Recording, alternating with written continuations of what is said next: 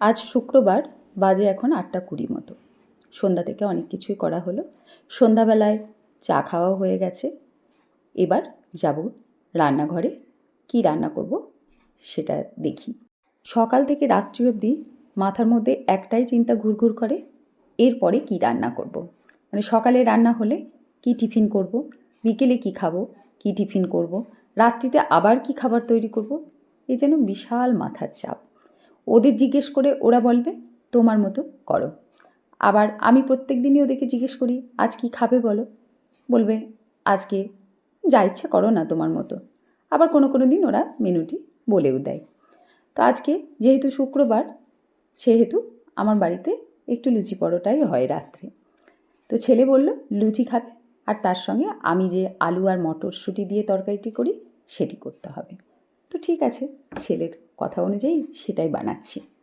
আর আজকের রান্না করতে করতে একটু আপনাদের সঙ্গে গল্পও করে নিই। আপনারা অনেকেই আমার ভিডিও দেখতে ভালোবাসছেন, আমাকে জানাচ্ছেন, সেটাও আমার খুব ভালো লাগছে।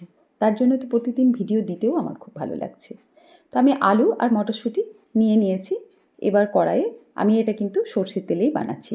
সর্ষের তেল দিয়ে গোটা জিরে ফোড়ন দিয়ে তাতে আদা আর কাঁচা লঙ্কা গ্রেট করে দিলাম। তারপর আলুগুলো একটু ভেজে নিচ্ছি। এরপর মটরশুঁটিটাও দিয়ে দেবো।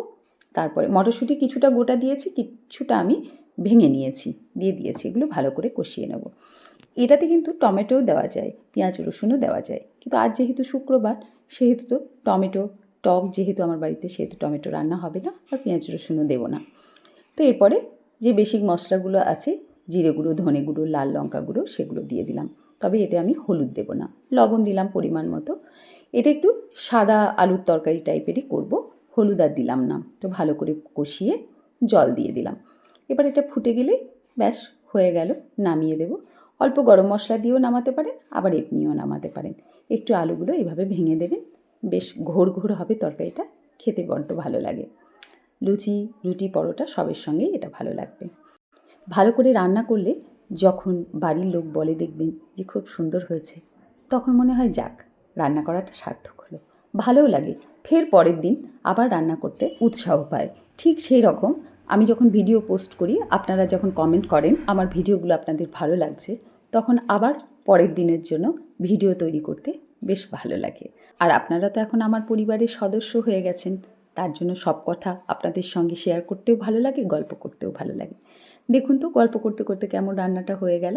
আজ লুচির সঙ্গে মিষ্টি নয়, আজ দিয়েছি খেজুরের ঝোলা গুড়, যেটি লুচি পরোটার সঙ্গে খেতে খুব ভালো লাগে। তো আজ এই পর্যন্তই, ভালো থাকবেন আপনারা।